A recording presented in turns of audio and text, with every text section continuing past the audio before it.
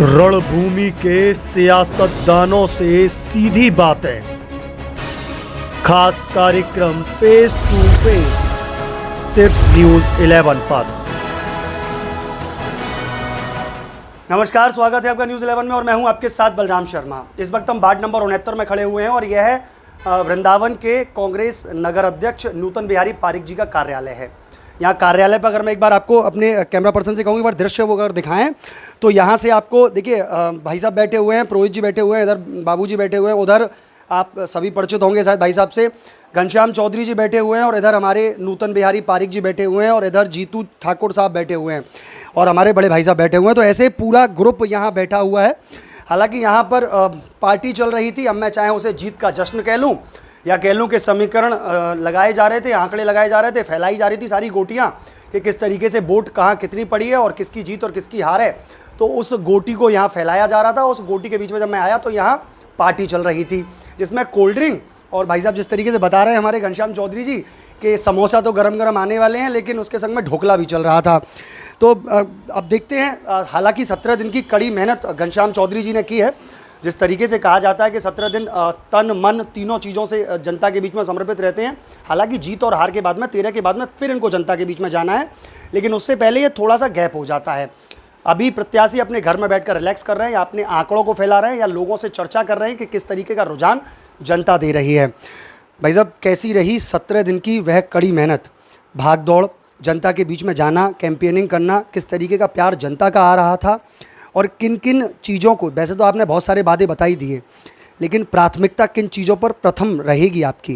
देखिए, मैंने आपको पूर्व में भी बताया था, मेन प्राथमिकता दावन कुंड का नाला। दूसरा, एक हमारे निषाद समाज से हैं, उनका एक जो एक नाला है उनका भी है और उस पर ज़्यादातर प्राथमिकता रहेगी। एक मुझको अपने जो क्षेत्र है टॉयलेट मोबाइल। दूसरा, एक यहाँ एक रैन बसेरा इस टाइप को मुझे बनवाना है। यहाँ 50 गद्दे का तगत लगा के 50 गद्दे का 50 रुपये शुल्क, जिसको कि गद्दे का शुल्क या हमारा बेडशीट का शुल्क जो है उसमें कूलर वगैरह लगा के जैसे दर्शनार्थी आए उनको एक धर्मशाला टाइप का मिले। क्योंकि जो पहले धर्मशालाएँ हुआ करती थी वो सारी धर्मशालाएँ यहाँ से समाप्त वो गेस्ट हाउसों में बदल गई हैं। इसलिए मेरा अपना मानना है उसको मैं धर्मशाला रूप में वृंदावन में अपने क्षेत्र में दूंगा, जो नगर निगम की ज़मीन पड़ी है उस पर बनवाऊंगा। देखिए, ये इनकी कर्मठता कह लूँ या इनका ये जुझारूपन कह लूँ। मैंने उनसे 2 क्वेश्चन किए थे एक ही बात में। मैंने उनसे ये भी पूछा था 17 दिन की मेहनत कैसी रही और जनता का प्यार कैसा आया। वह चीज़ें नहीं बताई उन्होंने। लास्ट वाला पॉइंट पकड़ा कि मैं क्या कार्य प्राथमिकता करूंगा। भाई साहब, कार्यों की तो आप समीक्षा बहुत बार दे चुके हैं, जनता को भी बता चुके हैं, मेरे चैनल पर भी जनता को अवगत हो चुका है कि आप क्या क्या कार्य करेंगे। ये तो बताइए, प्यार कैसा मिला जनता का, चाहे वह कैंपेनिंग के माध्यम से हो, चाहे 4 तारीख के उस मतदान महोत्सव में हो? देखिए, मुझे जनता का भरपूर प्यार मिला, दुलार मिला। जहाँ मैं गया मुझे सबसे पहले चाय, नाश्ता, कोल्ड ड्रिंक, जो मान लीजिए एक तरह से मुझे खूब दुलार मिला है। और मैंने कैंपिंग ज़्यादा नहीं, मैं तो मात्र 2 घंटे चलता था, शाम को 6 से 8 अपनी कैंपिंग करता था बस। और उसके बाद क्योंकि वार्ड छोटा सा वार्ड है और सब मेरे परिवार, मैं उनके परिवार से जुड़ा हुआ व्यक्ति हूँ। क्योंकि मैं जब भी मैं अपनी दुकान के लिए जाता था पहले तो पूरे वार्ड को घूमता हुआ स्कूटर से अपना करता हुआ जाता था, लौट के आता था तो दूसरा क्षेत्र को घूमता हुआ। रोज़ की कैंपिंग मेरी रोज़ की होती थी, इसलिए मैंने तो ज़्यादा भाग दौड़ ज़्यादा की नहीं। आराम से रोज पढ़े हम दोनों पति पत्नी और हमारे 2 मित्र वही कैंपिंग की हमने। आप तो ये कह रहे हैं कि मैंने ज़्यादा मेहनत नहीं की। मेरी ही एक चर्चा में आपने कहा कि बलराम, मैंने सुबह से आज खाना नहीं खाया। हालांकि मैंने उस चर्चा में अपनी में भाभी जी से ये आग्रह भी किया था कि भाभी जी खाना ज़रूर दे दीजिएगा, लेकिन फिर भी आप कह रहे हैं कि मैंने मेहनत नहीं की। ऐसा क्यों कहते हैं भाई साहब? ये तो कहिए कि मेहनत मेरी पूरी रही, जनता के बीच गया, जनता को समझाया, अपने बारे में जनता को समझाया और जनता के बारे में अपने को समझा। वो मेहनत तो मैंने बरकरार की है।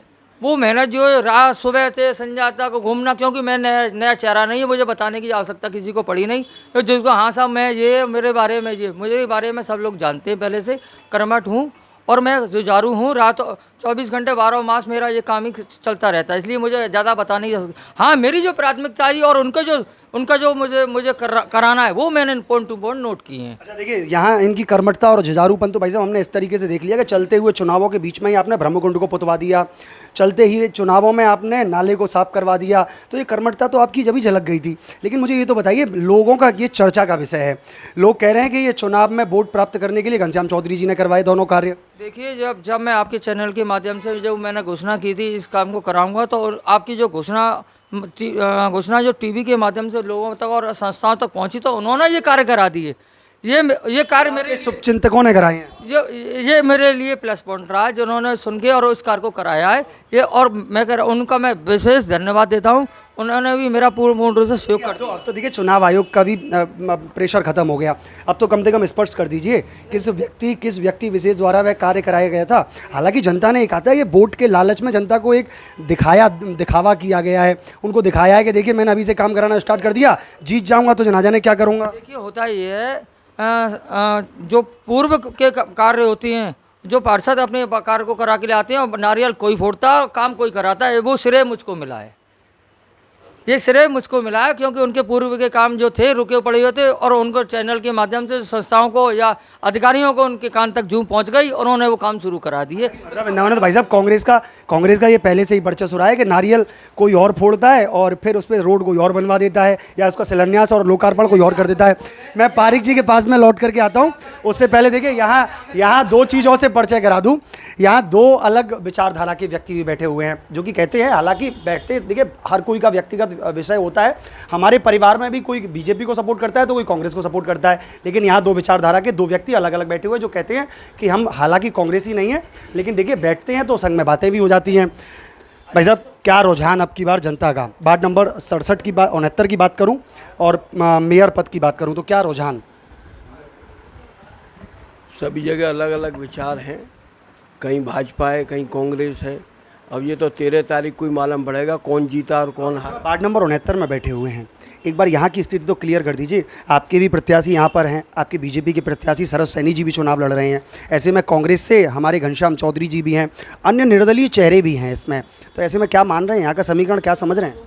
यहाँ के समीकरण यही हैं, वैभव और मैं वार्ड 69 की बात कर रहा हूँ। घनश्याम चौधरी जी जिस वार्ड से प्रत्याशी थे कांग्रेस से, चौधरी साहब का है जलवा, जलवा आएगा। बीजेपी के भी तो खड़े हैं। नहीं, उनका आ रहा है, बीजेपी वालों का मुर्दार मामला पड़ गया है इस मामले में, इस वार्ड में।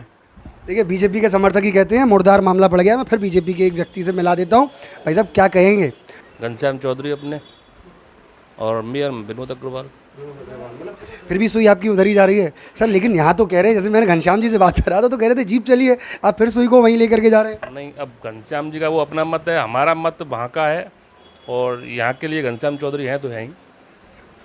देखिए, वो कहते हैं कि छोटी अगर सीट की बात करूं तो घनश्याम चौधरी जी, और अगर बड़ी सीट की बात करूं तो विनोद अग्रवाल जी।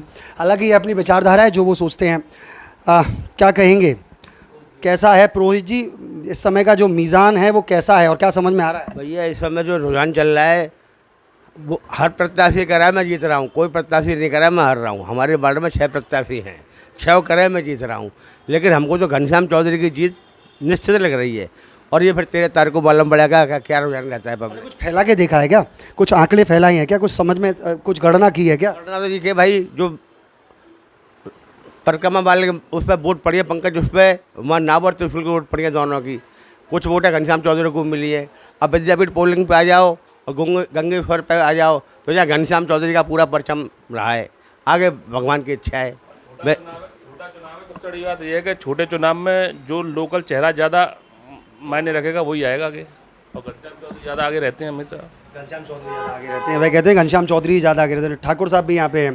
भाई साहब, क्या कहेंगे, कैसा कुछ समझ में आ रहा है चीज़ें? हालांकि देखिए, पूरे वृंदावन में चीज़ें उलझी सी पड़ी हुई हैं। यहाँ से भी 4 प्रत्याशी निर्दलीय खड़े हुए थे, उसके बाद में 2 सिंबल से थे, कांग्रेस से घनश्याम चौधरी थे और बीजेपी से शरद सैनी थे। ऐसे में क्या देख रहे हैं आप? इस बार घनश्याम चौधरी जी ही जीतेंगे क्योंकि ये लोकल चुनाव है। ये इस बार ही नहीं, पिछली बार भी इनका जीतना निश्चित था क्योंकि ये निर्दलीय लड़े थे। अगर इनको पिछली बार भी समीकरण कुछ चेंज हुए थे। अगर ये इनको पंजा मिलता तो इनकी पिछली बार भी निश्चित जीत थी। और इन लोगों घनश्याम चौधरी जी ने इतना काम किया है, ये पहले भी मेंबर रहे हुए हैं। और ये बात नहीं है कि चुनाव लड़ेंगे जीतेंगे जब ही काम करते हैं। आप इनके पास जाइए, कभी भी कोई काम है हमेशा ये तत्पर रहते हैं। भैया भी हमारे साथ में। भाई साहब क्या कहेंगे, कैसी जीत सुनिश्चित कर रहे हैं? कुछ आंकड़े फैलाए हैं, जब चर्चा चल रही थी तो कुछ तो आंकड़े फेंकले होंगे, क्या मिल रहा है, कुछ आंकड़ा है? घनश्याम चौधरी जी कितने से विजयी? कम से कम 200 प्लस वोटों से घनश्याम जी विजयी होंगे। 200 प्लस वोटों से ये ऐलान कर रहे हैं आप? बिल्कुल पक्का। पक्का ऐलान कर रहे हैं वह। आप भी कुछ ऐलान करना चाहेंगे, कितने वोटों से विजयी घनश्याम जी अगर सपोर्ट कर रहे हैं तो? घनश्याम जी जीतेंगे 500 वोटों से कम से कम। 500 वोटों से? बिल्कुल 500। 500 वोटों से। देखिए वहाँ 200 प्लस का आता है और यहाँ 500 आ जाता है। मैं फिर से घनश्याम जी के पास पहुँच जाता हूँ, हालांकि एक भैया भी रह गए। भाई साहब कितने से जीत सुनिश्चित कर रहे हैं अपनी? अगर देखिए आंकड़े आपने फैलाए तो होंगे बैठने के बाद में, ये 2 दिन 3 दिन आपको गैप मिला है, इस गैप में आपने सारी चीज़ें फैलाकर देख ली होंगी, तो ऐसे में कैसा समझ में आ रहा है? देखो मेरा तो कोई आंकड़ा है नहीं, और रही आंकड़ों में बात तो मेरे जिन्होंने मेरे साथ कैंपेन की है वो अपना अपना रुझान तो आपको बता चुके हैं। मैं तो ये सोच लिया, मैंने तो चुनाव लड़ा और बिहारी जी के चुनाव में छोड़ दिया। अब जो जनता जो सोचेगी, जो चुनाव किया वो 13 तारीख को फाइनल हो जाएगा। 13 तारीख को फाइनल हो जाएगा। क्या कहेंगे भाई साहब? सर्व समाज ने मुझको भरपूर प्यार दिया, भरपूर तरीके से मुझे वोट दी है। चौतरफा वोट मिली है, ये कहना चाहते हैं? हर जगह से मुझको वोट मिली है। हर जगह से वोट मिली है। देखिए वे कहते हैं हर जगह से मुझे वोट मिली है। क्या कहेंगे भाई साहब? अच्छा, सैनी समाज से हैं आप? भाई साहब शरद सैनी जी भी आपकी समाज से हैं? जी जी। चेहरा पसंद नहीं है शरद समाज का, शरद जी का। सैनी समाज को शरद जी का चेहरा पसंद नहीं है, ये कहना चाह रहे हैं? हाँ जी हाँ जी हाँ जी। अच्छा, हाँ, इसलिए वोट नहीं पड़ी? नहीं हमने नहीं दी, हमने घनश्याम भैया को दी। हम कांग्रेसी हैं और शुरू से ही रहे हैं, और 7 के आंकड़े से जीतेंगे। ये भी हमारे भाई साहब भी 7 के आंकड़े से जीते थे। 7 मतलब 7 का तात्पर्य क्या है? 47, 27, 37, 7 से शुरू हुए। 700 वोटों से जीतेंगे? हाँ जी, 700 वोटों से जीतेंगे। चलिए वह कहते हैं कि वह भी जीतेंगे। हालांकि यह हमारी चर्चा मैं बाद में अपनी जनता से कह देता हूं, इस चर्चा को हम थोड़ा सा अलग बना लेंगे क्योंकि ये ज़्यादा लेंदी हो जाएगी। पारिक जी से हमारी जो चर्चा है उसको हम अलग एक पार्ट में निकाल देंगे। हालांकि ये जो चर्चा पूरी रही है घनश्याम चौधरी जी वाली, उसको अलग पार्ट में निकालेंगे। तो यह हमारे साथ रहे आज वार्ड नंबर 69 से जो कांग्रेस के प्रत्याशी थे घनश्याम चौधरी जी। हालांकि उनकी जीत की सुनिश्चित सभी लोग करते हैं, यहाँ बैठे हुए जितने भी लोग थे वह सभी उनकी जीत की सुनिश्चित करते हैं। और साथ में यहाँ 2 चीज़ और देखने को मिलती हैं कि जो भारतीय जनता पार्टी का सिंबल अपने दिल में लेकर के चलते हैं वह लोग भी कहते हैं नहीं देखिए ऊपर तो जो सेकंड नंबर पर जीतेगा जीतेगा, बड़ी वोट तो जिसको बीजेपी को गई ही गई है, लेकिन छोटी वोटों में घनश्याम चौधरी जी विजयी होते हैं। वह घनश्याम चौधरी जी का प्यार है जो कि अन्य पार्टी के लोग भी उन्हें समर्थन देते हैं, कहते हैं उनके बारे में कि नहीं ये विजयी होने चाहिए। वहीं अगर अन्य लोगों की बात करें तो वह कहते हैं कि 500 प्लस से कहीं 500 प्लस की आवाज़ आती है तो कहीं 300 प्लस की आवाज़ आती है। ऐसे में यह देखने वाला विषय होगा कि जो चुनाव का ऊँट है वो किस करवट बैठता है। तो यह रही हमारी वार्ड नंबर 69 से खास बातचीत, 69 के प्रत्याशी घनश्याम चौधरी जी से खास बातचीत। ऐसी अन्य खबरों को देखने के लिए जुड़े रहिए न्यूज़ 11 के साथ में। अपने सहयोगी हर्ष गोस्वामी के साथ मैं बलराम शर्मा, न्यूज़ 11 वृंदावन।